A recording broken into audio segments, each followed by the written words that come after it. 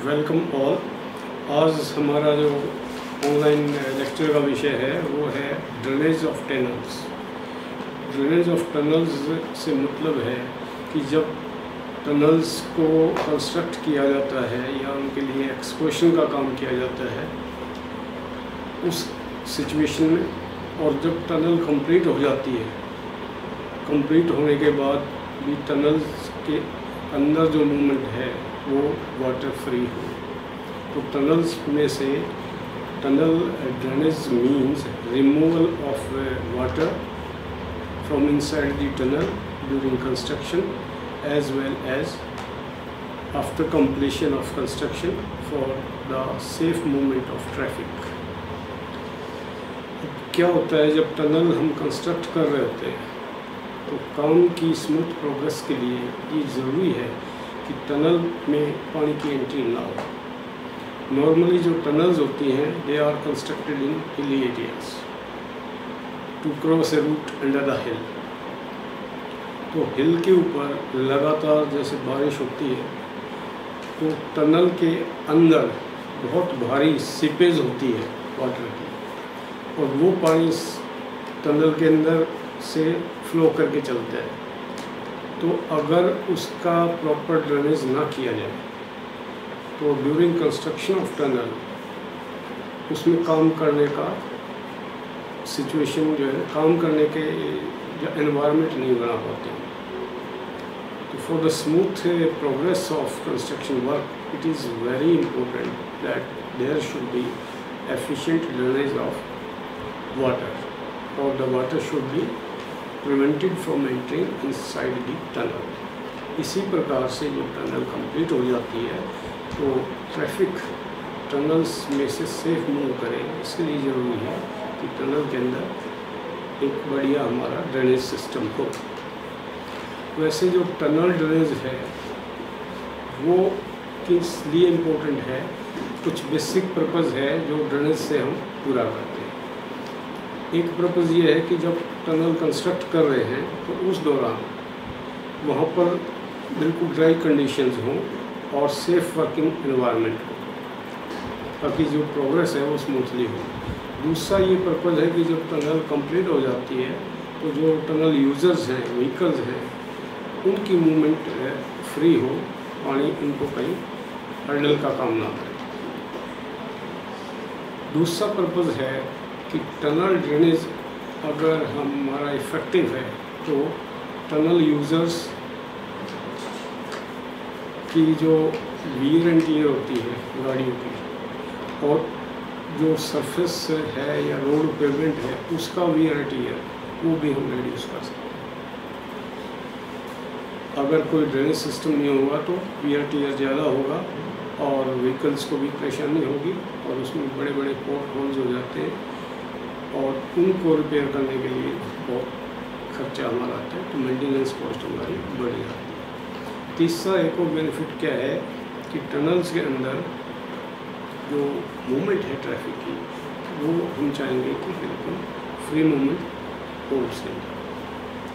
तो ये हमारे कुछ बेसिक पर्पज़ है या बेसिक हमारी रिक्वायरमेंट है, नेसेसिटी है जिनकी वजह से टनल ड्रेनेज सिस्टम होना चाहिए। अब हम बात करेंगे कि मेथड्स ऑफ ड्रेनेज सिस्टम। तो टनल ड्रेनेज सिस्टम दो प्रकार के हैं। One is temporary drainage system and second is permanent drainage system. तो टेम्पररी जो ड्रेनेज सिस्टम है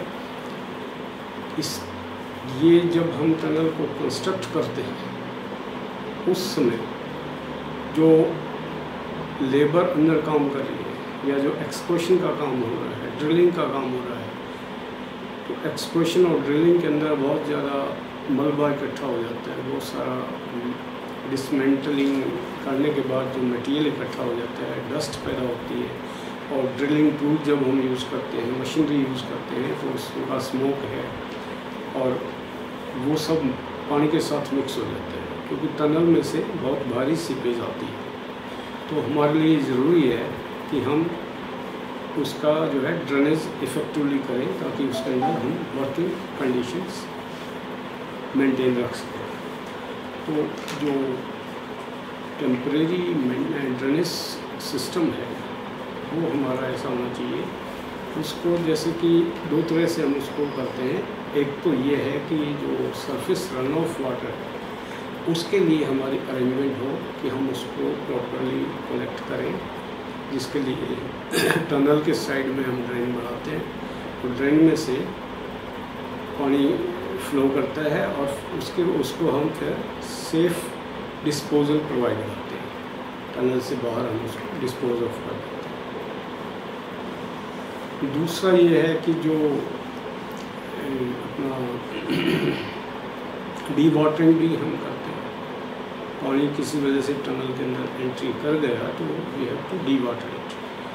तो जो सरफेस ड्रेनेज हमारा सिस्टम है उसके अंदर दो चीज़ें हमारे को देखनी होती है। पहला तो ये कि हमारा ड्रेनेज सिस्टम इफेक्टिव हो और ऐसे ही पानी वहाँ आए हम उसको निकाल पाएँ। दूसरा ये है कि जो पोर प्रेशर होता है पानी का या सीपेज प्रेशर होता है पानी का उसको हम कंट्रोल कर पाएँ, क्योंकि रॉक में से बहुत ज़्यादा पानी सीप होकर टनल के अंदर घुसता है। अब वो सीपेज प्रेशर या हाइड्रोस्टैटिक प्रेशर बहुत ज़्यादा हो सकता है, तो या तो हम उस सीपेज प्रेशर को कंट्रोल कर लें। तो कंट्रोल करने का मतलब है उसके प्रेशर को हम ब्रेक कर लें। तो ब्रेक करने के लिए हम क्या करते हैं, काउंटर बैलेंसिंग करते हैं। प्रेशर हम जहाँ से भी सीपेज आ रही है वहाँ पर हम काउंटर वेट रख देते हैं, जिससे कि जो पोर प्रेशर है या सीपेज प्रेशर है उसके प्रेशर को ब्रेक कर देते हैं। अदरवाइज़ कई बार इतना ज़्यादा प्रेशर होता है कि टनल की लाइनिंग को भी तोड़ देता है और टनल के अंदर बहुत ज़्यादा पानी आ जाता है। तो उस सिचुएशन को अवॉइड करने के लिए हम क्या करते हैं कि टनल के अंदर हम एक मोटी क्ले बकेट हम प्रोवाइड करते हैं ताकि पानी उसमें इकट्ठा हो जाए, वहाँ से वो टनल के साइड्स में हम डिस्पोज ऑफ कर पाएँ। दूसरा ये है कि डी वाटरिंग आपको करनी पड़ती है। अगर पानी किसी वजह से टनल के अंदर आ गया तो हम क्या करते हैं, उसको डी वाटर करते हैं। डी वाटर करने के लिए हम क्या करते हैं कि या तो हम टनल की कंस्ट्रक्शन इस तरह से स्लोप में करते हैं कि पानी अपने आप उसके अंदर ग्रेविटी फ्लो उसका हो जाए। वो हम टनल के साइड से ड्रेन्स के थ्रू कर सकते हैं या हम एक ओपन गटर प्रोवाइड करके भी हम ये काम कर सकते हैं। या सेकंड केस क्या है कि हम उसके अंदर जो डी वाटरिंग के लिए हम पंपिंग सिस्टम लगा सकते हैं। तो उसके लिए क्या होगा कि सारा का सारा पानी जो टनल में है उस पानी को एक जगह कलेक्ट कर लिया, उसको हम बोलते हैं सम्प वेल, और सम्प वेल जो है पंपिंग सिस्टम से अटैच होते हैं। Then from sump well what is disposed of outside the tunnel. तो इस तरह से हम इसको हम डी वाटरिंग कर सकते हैं। तो सेकंड जो है वो है हमारा परमानेंट ड्रेनेज सिस्टम। ये जब हमारा कंस्ट्रक्शन का कार्य पूरा हो जाता है उसके बाद टनल के अंदर कहीं से सीपेज वाटर ना आए या रन ऑफ वाटर उसके अंदर ना आए, और आए तो हम उसको इमीडिएटली एफिशिएंटली हम उसको रिमूव कर पाएँ। उसके लिए हम एक परमानेंट ड्रेनेज सिस्टम प्रोवाइड करते हैं। और नॉर्मली वो डबल ट्रैक लाइन ट्रैक, अगर रेलवे ट्रैक है तो उसके बीच में से हम एक टनल वो एक चैनल हम प्रोवाइड करते हैं। दैट चैनल में बी कवर्ड और दैट चैनल में बी केप्ट ओपन। या फिर हम उसके साइड से एक हम सिस्टम बना देते हैं, ड्रेनेज सिस्टम, ताकि उस पानी को हम सेफली डिस्पोज ऑफ कर सकें। तो ये कब काम आता है हमारा, बाद में जब भी उसमें टनल में कहीं से लीकेज हो या और कोई दिक्कत आए तो हमारा ड्रेनेज सिस्टम ऑलरेडी नेटवर्क हमारा ड्रेनेज का पाइप्स का और दूसरी चीज़ों का बना हुआ है, तो वो इमीडिएटली वो हमारा एफिशिएंटली उससे सारा सिस्टम उसको कलेक्ट करेगा और उसके अंदर ड्राई कंडीशंस मेंटेन करेगा। इसके अलावा जो कि हम कौन सा उसके अंदर परमानेंट सिस्टम लगाए वो कई चीज़ों पर डिपेंड करता है, जैसे कि टाइप ऑफ सॉइल है, जैसे कि नेचर ऑफ टनल है, किस टाइप की नेचर है, then quantity of water coming inside the tunnel, and then type of lining, और वेट ऑफ डस्ट, कितने ज़्यादा उसके अंदर डस्ट आ जाती है। ये सारा इन चीज़ों के ऊपर डिपेंड करता है कि हम कौन सा सिस्टम उसके अंदर प्रोवाइड करें। तो जो परमानेंट सिस्टम है हमारा वो इस प्रकार से होना चाहिए कि वो सेफली पानी को ड्रेन आउट कर सके। इसके लिए कुछ स्टेप्स हम एडॉप्ट कर सकते हैं, जैसे कि जो उसका है लॉन्गिट्यूडनल ड्रेन्स का एक प्रोविजन करते हैं, टनल्स के अंदर एक लॉन्गिट्यूडनल ड्रेन प्रोवाइड करते हैं, और लॉन्गिट्यूडनल ड्रेन्स में ग्रेविटी से पानी फ्लो करेगा और at suitable locations it is disposed outside the tunnel. दूसरा है कि हम ड्रेन्स ओपन रखते हैं और बीच बीच में उनको कवरिंग कर देते हैं, तो this is called open gutter system.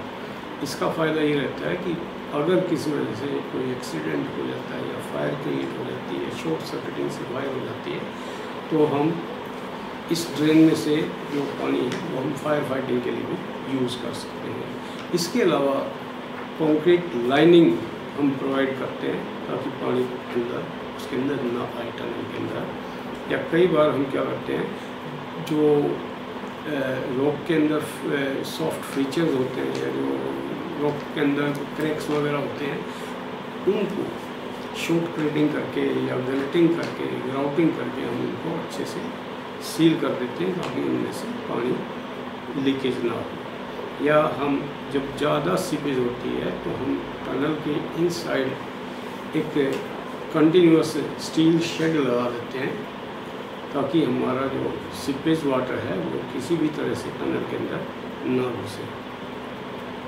तो ये जो स्टील कंटिन्यूस शेड है ये रूफ के लिए भी काम करेगा और वॉल्स के लिए भी काम करेगा।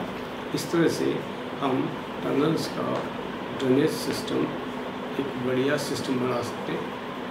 तो आज के इसमें लेक्चर में इतना ही, जल्दी ही मिलते हैं अपने नेक्स्ट वीडियो।